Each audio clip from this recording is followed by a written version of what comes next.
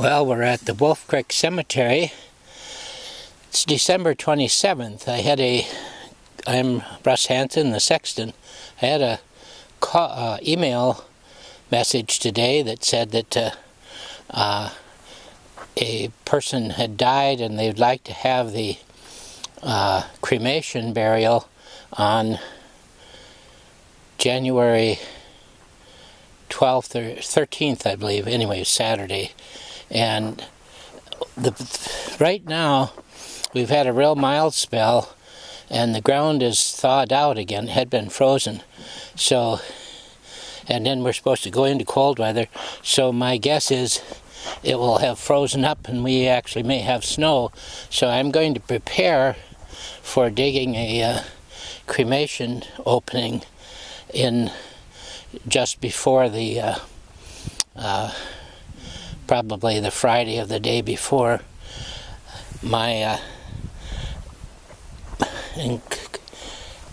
things here include a bunch of blankets and tarps to put over the ground where it's going to be buried, where the person is going to be buried.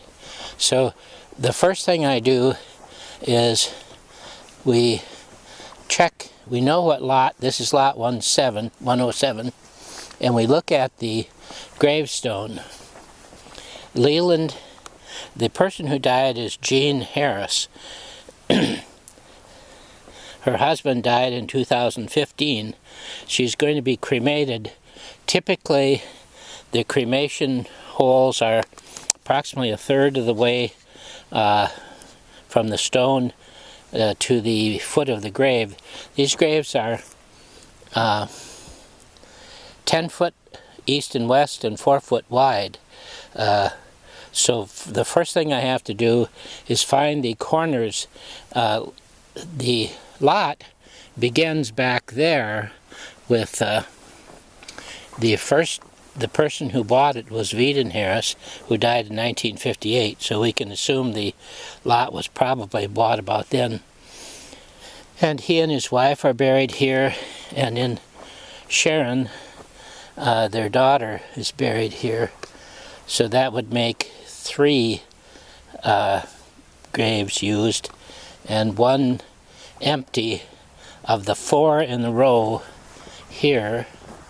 And then there's another 4 in a row here, and so there will be 2 used here, and then 2 empty. So it appears after this burial there'll be 3 unused ones. So now my first step is finding the corners of the 20 by 16 lot. I believe that this post is set at a corner, but I'm not sure. How I do this is each of the corners has a tin can buried in the soil, concrete in a tin can. And so the first thing I'm going to do is use my metal detector to see if I can find, let's try right here. There should be one in approximately about where I'm standing. So let's see if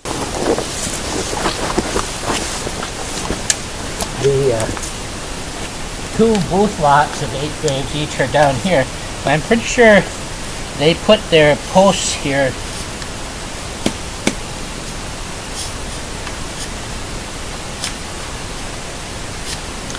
That's probably just the concrete that this post was put in.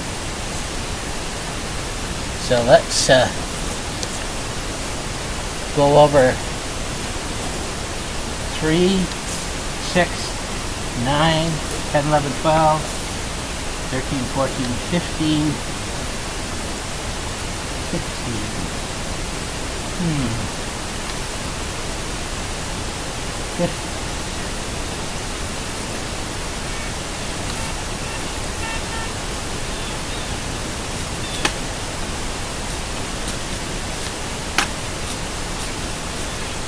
Right here, right there, is a marker, a round concrete marker in a tin can So right about where I would expect it to be. So that means that the graves are, if you think about 4 foot for each, so there's approximately grave 1, 2, 3, and 4 would be right about over here. Yep, right there. So let me flag those corners.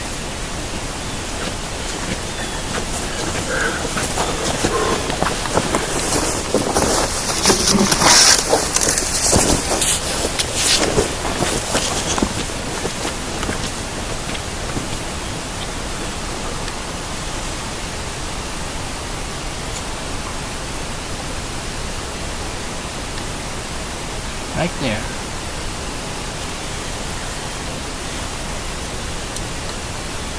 And then we would move in 4 feet. Now I'll get the tape measure in a minute. So this would approximately be the location for this grave. And then we go 10 feet this way. 3, 6, 9, about behind the stone. So approximately, I'll figure this out later, and approximately here. So that's our rough area of the outline of the grave. Since it's cremation, I don't actually have to be very accurate. I just have to make sure that in this rectangle here that I put the grave opening.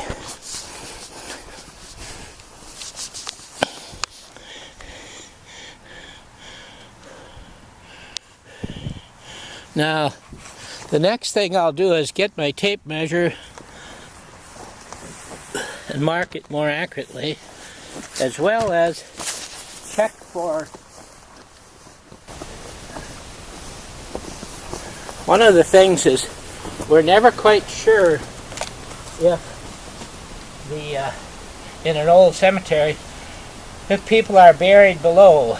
This is not supposed to have anyone, and if it did, I would have a vault, probably. This is an older one, so I push down, and if at 18 inches roughly, I don't hit any concrete, then I'm pretty likely that no one has got a full burial.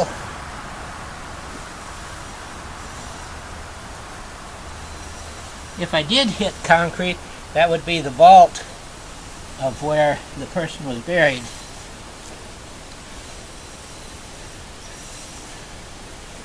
So over here, my Uncle Irvin is buried.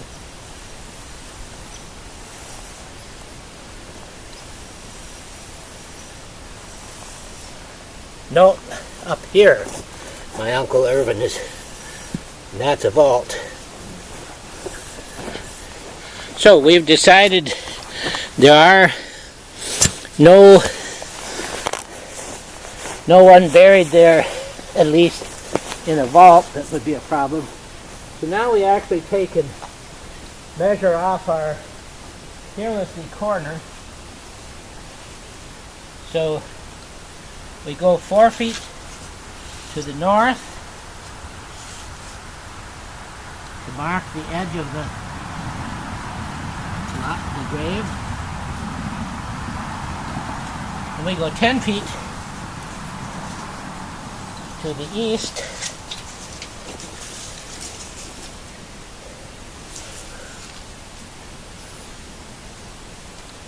(9 feet, 10 feet).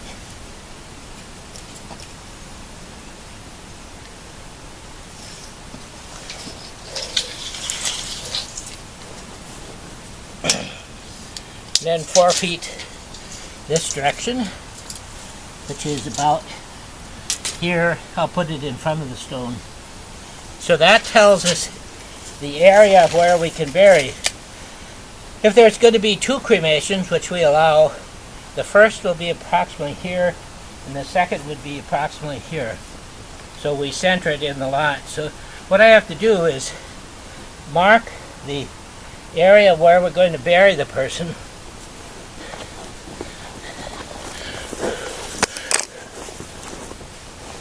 And I'll do that by saying, all right here, and the ground isn't frozen. We generally give about 18 inches by 18 inches, just in case they have a large urn or a vault around the urn.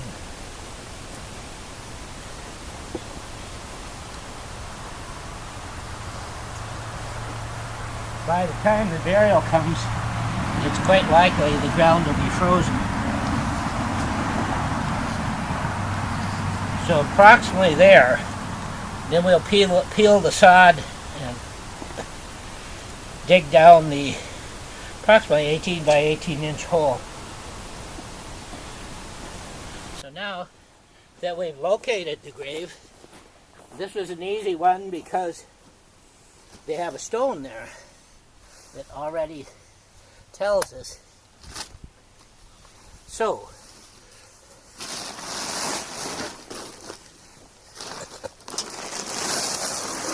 we want to insulate the ground under it so we don't have to have frozen ground. So I'll leave the stakes in the ground, bend them over a little,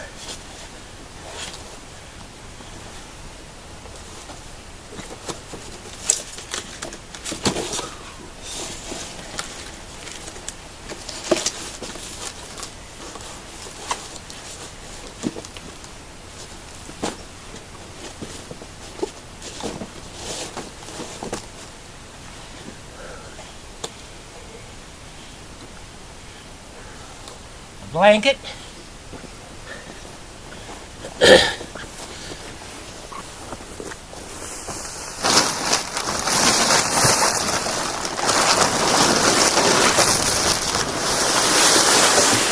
More insulation.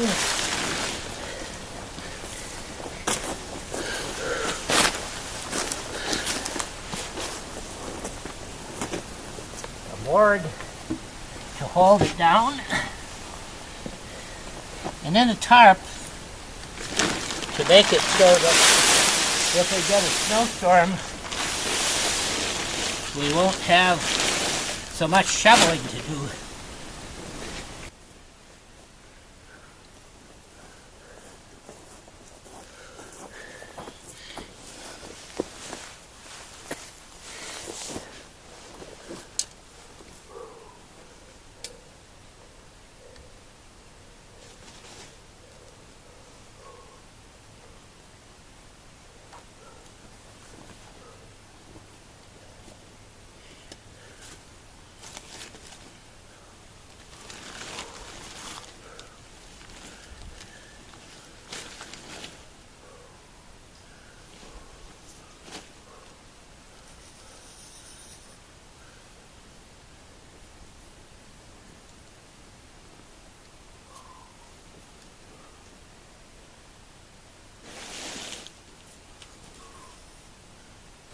It until like a day before the funeral, or maybe if it's a forecast of snow, maybe longer than a day.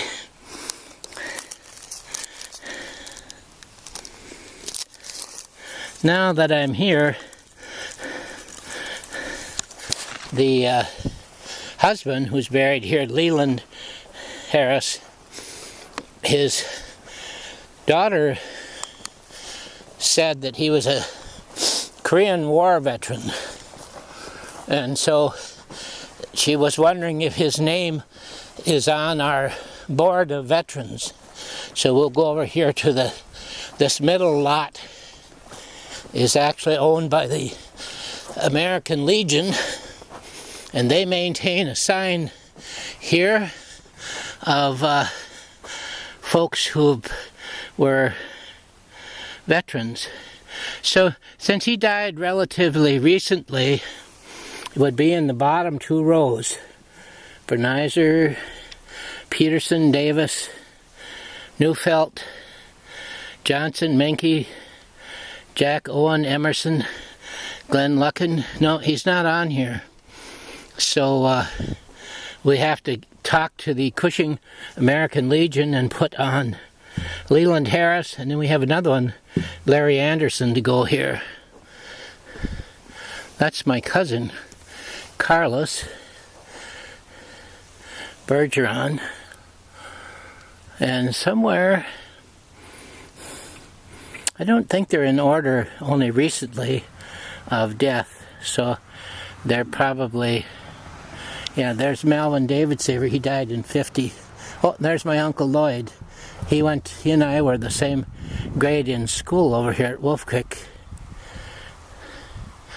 Several World War I veterans, some Native Americans like Toussaint Rice up here in Civil War, several Civil War ones, many World War I, and now with all the World War II folks dying, they're almost all those are gone.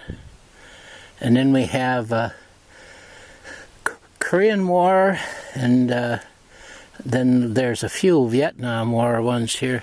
For instance, James Rutch. The only woman we have on here is Alice Hurley, who was in the waves in World War II. And so I have to talk to the Legion. There's their sign. If we've missed any veteran here, we're sorry. If you know of any buried here that we do not have, please let us know by contacting us. Cushing American Legion, Post 269, Box 454, Cushing, Wisconsin. And it says, donated in memory of our fellow veterans. Every once in a while we find a person who's been buried at Wolf Creek who hasn't had a marker, or hasn't been recognized as a veteran. Last year it was Alice Hurley, and so we end up getting them added to our board and putting flag holders and that out. So we're finished. Over there is our tarped area. Dwayne Doolittle, from about 1990 till he died in 2017, took care of the cemetery job I'm doing. And then here's his father, Ralph Doolittle, who took care of it from the 1940s to about 1991, about the time he died. It was a World War I veteran, and Dwayne was Korean War era.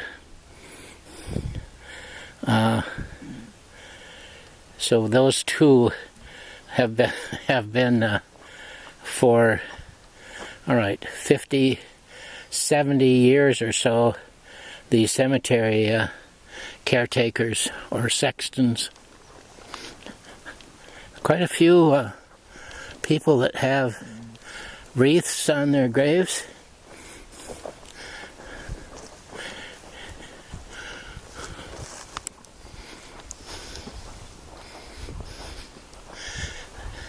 Over in the distance, there are some red flags. The local monument company was going to deliver a stone there last couple months ago, but then they didn't, and now they're sort of paused for the winter, although it'd actually be fine to do that right now with the snow gone. So here's our preparation. Now the only complicating thing is if we get a snowstorm or a lot of snow, I'll have to have the driveways into the cemetery plowed and a parking area, and but we can hope maybe we don't have one. Okay, I'll just take my equipment, leave this until about 2 weeks, and then finish it up